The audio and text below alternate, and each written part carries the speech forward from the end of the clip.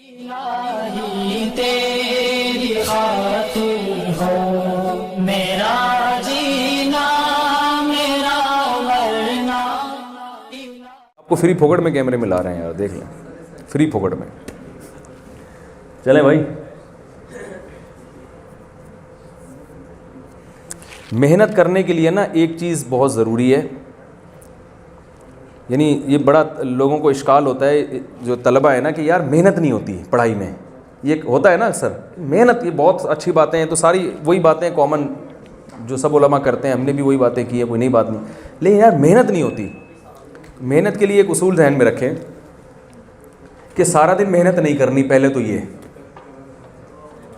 ورنہ 2 دن کے بعد تھک ہار کے بیٹھ جائیں گے. ہمارے جامعہ میں ایک بڑے سینئر استاذ ہیں، بہت اللہ نے ان کو علم بھی دیا، ترقی بھی دی، اور فیوچر میں انشاءاللہ امید ہے حضرت مفتی تقی عثمانی صاحب کے لیول کے بنیں گے وہ. تو میں ان سے پوچھتا ہوں یار آپ نے اتنا کیسے پڑھ لیا، اتنی کتابیں چاٹ گئے آپ. اور یہ انہوں نے کہا میرا معمول ہے پڑھائی کا صبح سے لے کے دوپہر 1 بجے تک بس. سمجھ رہے ہو؟ اس کے بعد آرام، اور پھر کچھ عصر تک کوئی ایسی ایکٹیویٹی، تھوڑا بہت انگلش سیکھ رہے ہیں وہ عصر تک. اس کے بعد عصر کے بعد بالکل فارغ. پھر اگر کچھ کرنا بھی ہے نا تو بوجھ نہیں ہوگا، اپنی مرضی سے کوئی کتاب کا دل چاہ مطالعہ کر لیا، نہیں تو نہیں.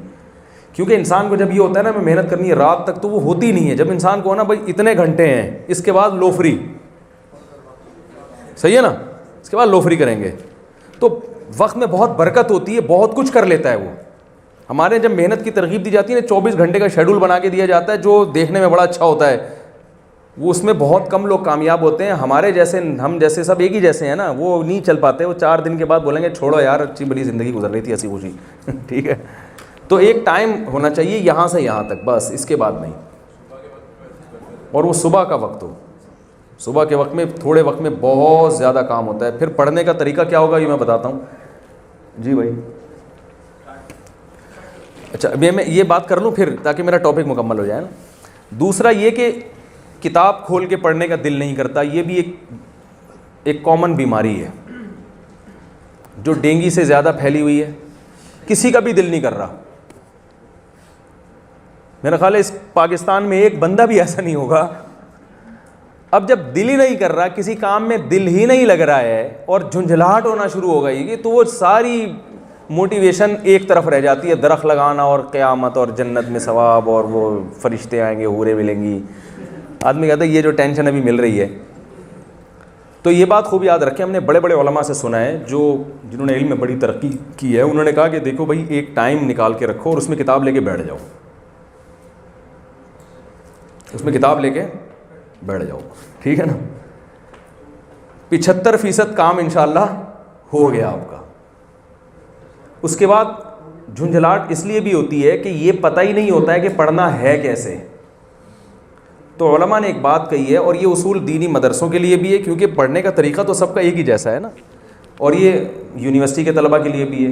وہ طریقہ یہ ہے کہ جو لیکچر کل آپ نے ٹیچر سے سننا ہے اس کو ایک دفعہ آپ پہلے اپنے طور پر پڑھ لیں. پڑھنے کتنا پڑھ لیں؟ اتنا پڑھ لیں کہ آپ کو پتہ چل جائے کہ کون سی ایسی چیز ہے جو مجھے ٹیچر کے بغیر خود ہی سمجھ میں آ رہی ہے، اور کون سی ایسی چیز ہے جس میں مجھے ٹیچر کی ضرورت ہے. پہلے دن اب کتاب کھولیں گے تو 99.9% ایسی چیزیں ہوں گی جو آپ کو سمجھ میں نہیں آ رہی ہوں گی، صرف 0.1% ایسی چیز ہوگی جو آپ کو خود سے سمجھ میں آ رہی ہوگی. پہلا دن سمجھ میں آ گیا. اس کے بعد ناغہ نہیں کرنا ہے، لیکچر کو غور سے سننا ہے. تیسرا کام یہ کرنا ہے کہ اس لیکچر کا ایک دفعہ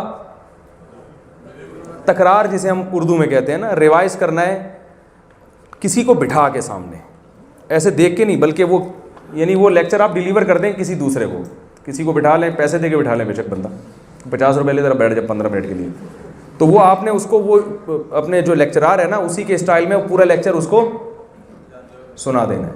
بس یہ آج کا کام، ایک دن کا کام آپ کا ختم. پھر اگلے دن کے لیکچر کی تیاری.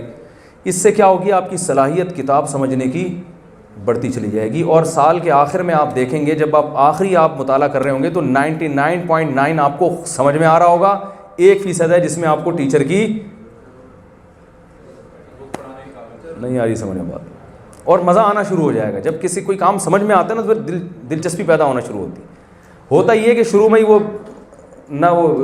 لیکچرار نے پڑھنا شروع کیا, وہ جب جس ٹاپک کو آپ نے پہلے پڑھا ہی نہ ہو وہ کسی کے پڑھانے سے سمجھ میں نہیں آتا. وہ شروع میں بوریت, پھر سمجھ میں نہیں آ رہا, پھر جھنجھلاہٹ, پھر کیا مصیبت, یہ کیا ہے, یہ کیا لکھا ہوا ہے, کیا ہے. وہ ایسی جھنجھلاہٹ پیدا ہوتی ہے انسان کو, تو پھر کہتا ہے پتہ نہیں کس مصیبت. پھر وہ پھرے تلاش کرتا ہے امتحان میں کامیابی کے لیے. پھر وہ 5 سالہ پیپر 5 ایئرز, اور اس میں کون سا سوال آیا تھا, کون سا نہیں آیا. تو یہ ویژن کیا تیل لینے. جس آدمی کا مقصد صرف نمبر حاصل کرنا, وہ اس کا کوئی ویژن ہوتا ہے بھائی؟ کوئی ویژن کہاں چلا گیا, تیل لینے گیا. تو اس لیے یہ بہت زبردست طریقہ ہے پڑھنے کا. اس میں کبھی کبھار ناغہ بھی ہو جائے گا تو توبہ استغفار کر لے آدمی, پھر دوبارہ سے ٹریک تو صحیح ہونا چاہیے نا پڑھنے کا. اب آپ بتائیں بھائی کیا سوال پوچھیں.